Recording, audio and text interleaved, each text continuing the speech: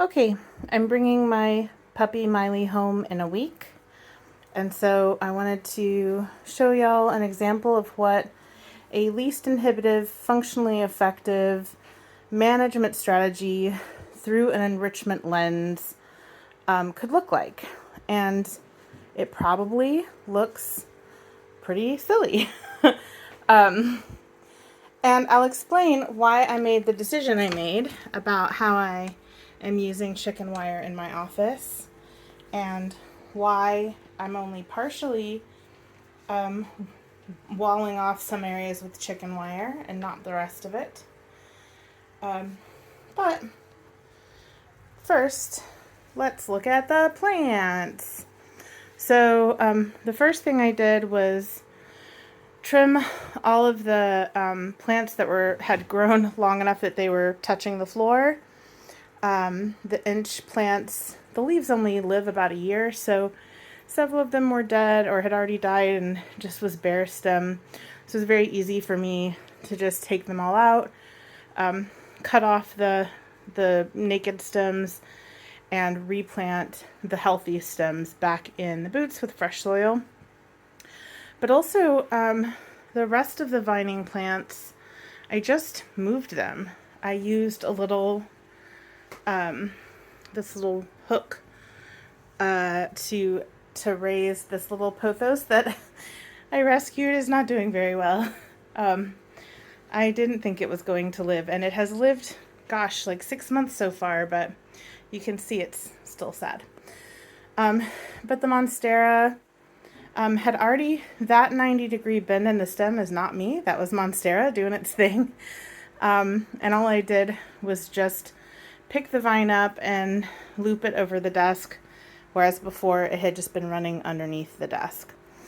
So that's what I did for the plants. Let's talk about the chicken wire. Yes, I can use a crate. That's my last resort because it is the most inhibitive management strategy. So if I need to do that, I will. But Miley has been living in an X pen her whole life, and she does not have a history of chewing on or mouthing or trying to get things through the X pen. I imagine that behavior of dogs kind of chewing at the barriers and trying to get through them is a function of feeling the need to escape. And Miley's breeder has done a very good job of making sure that her life is enriched and she's empowered, and so she doesn't try to or need to escape. And when she has tried, it's been because she's excited about somebody approaching. She gets impatient and she jumps up on the X pen to try to get to the people. And otherwise, she's perfectly content to stay in that enclosure.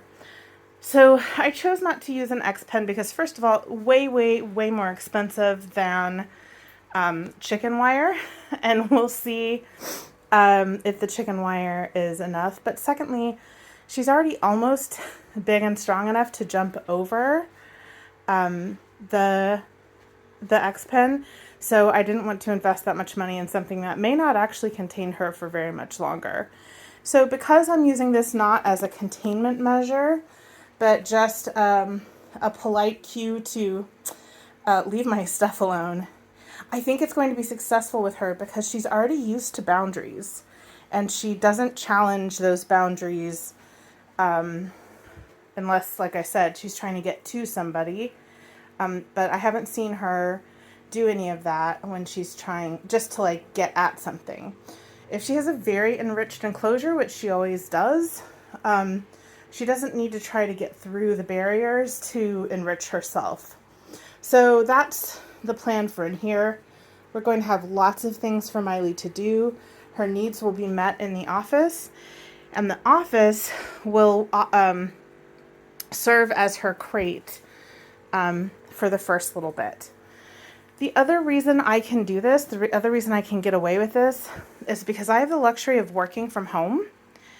And so I'm going to be with her a lot of the time.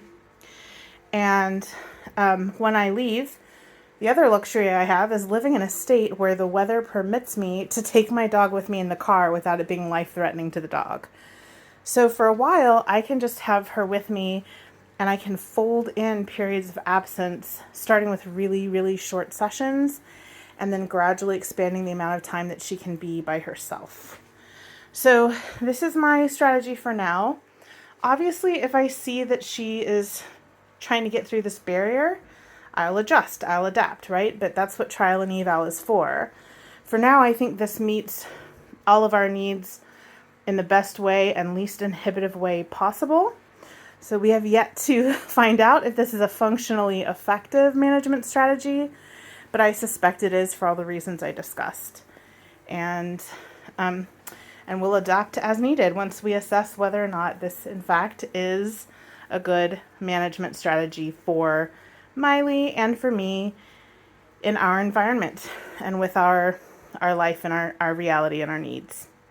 Okay, that's it. I'll keep y'all posted as to how this goes.